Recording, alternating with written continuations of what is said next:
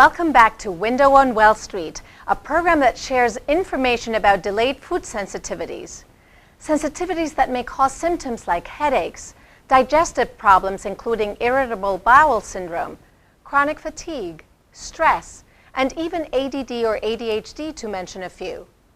I'm Dr. Gabriela Cora, your host, and in today's program, we'll be taking viewer questions from patients who've invested in an Immuno blood print, a simple blood test that identifies foods which could be the cause of many symptoms. My guest today is Dr. Stephen Lemberg. Dr. Lemberg, welcome today. Thank you. Please tell us a bit about your background. Thank you. I am a 1978 graduate of the Columbia University College of Physicians and Surgeons. I did training at Cedars-Sinai Medical Center in Los Angeles, and I've had a lifelong interest in preventive medicine. I've also had the good fortune to be a consultant at Immuno Laboratories for many years. We're so happy to have you, and you're the perfect person to help us answer these questions. Hi, this is Esther from Memphis, Tennessee. I took the Immuno blood print, and I don't know what's going on. I've been moody and a little depressed. My husband is concerned about my attitude. I don't know what's causing the stress. That's where I did the Immuno blood print. Can you help me? Any suggestions? Yes, adjusting to a new program or incorporating any new habit takes some time. There will be an adjustment period, and you may not feel your best for a while, but ultimately you will feel much, much better by eliminating foods that are actually tearing down tissues, causing inflammation, and wreaking havoc with the moods. Because foods are building blocks of the body, the foods that we eat will sometimes cause inflammation in the tissues, including the brain. So it may have taken this person some time to feel more depressed or anxious. And then how long would it take this person to get back on track with a good diet, with good nutrition, knowing what is in their best interest? The Immuno blood print program is truly the right program because it eliminates foods that are reactive, that cause reactions in the tissues and including the brain, and moods that are affected by these foods. If these same people are able to eat foods frequently in small meals that incorporate the proper balance of carbohydrates, proteins, and good fats, they will maintain their blood sugar levels and maintain their moods accordingly. So for these people who may have experienced mood or anxiety issues, what are the most common foods that they may have been taking that may have been somewhat of the culprit of their state of mind? Other than the offending foods that are in the Immuno blood print that the people are sensitive to, there are some classic foods that wreak havoc with the moods. And these include sugar, caffeine, and white flour. They cause insulin spikes that cause the blood sugar to fluctuate wildly, and with that, the moods go up and down with it.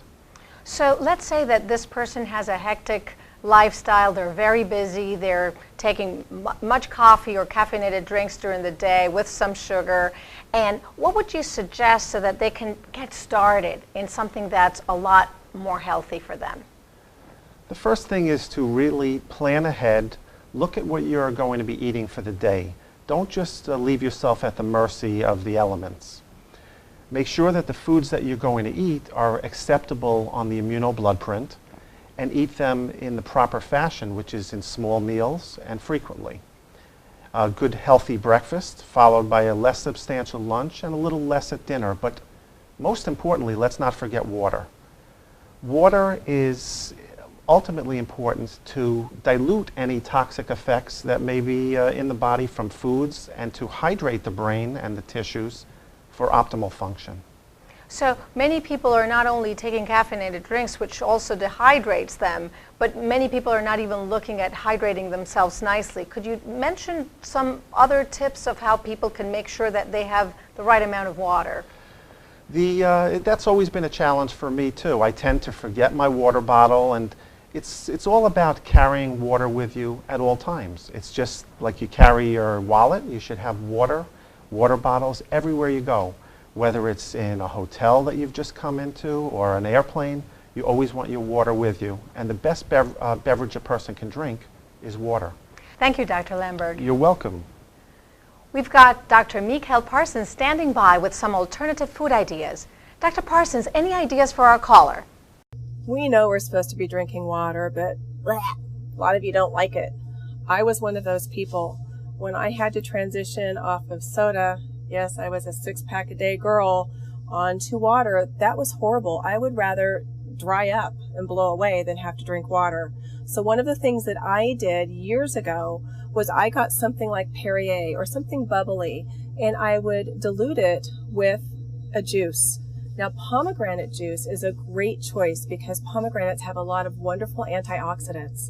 So when you mix them together, you're getting some water, you're getting some flavor, you're not going through this huge taste transition that you may not be used to. And what you will find is over time, you will have to use less and less juice. What a wonderful transition. And most restaurants carry something of this nature, so you can mix your own little cocktail when you're out. If you're at a social event, you can have them put it in a beautiful martini glass. No one will know what's really in that glass. So you're still able to continue your hydration, get more water in, and do it in a healthy way. Thank you, Dr. Mikhail Parsons, and to you, Dr. Stephen Lamberg. You're very welcome. We'll continue with Window on Well Street after the break, but may I encourage those of you watching who may have a family member, friend, or coworker experiencing these similar health issues to forward the link below to them. And if you haven't had your Immuno blood print, please learn more and get yourself tested. Remember, there's a hidden link between what you eat and how you feel. I'm Dr. Gabriela Cora, and we'll be right back.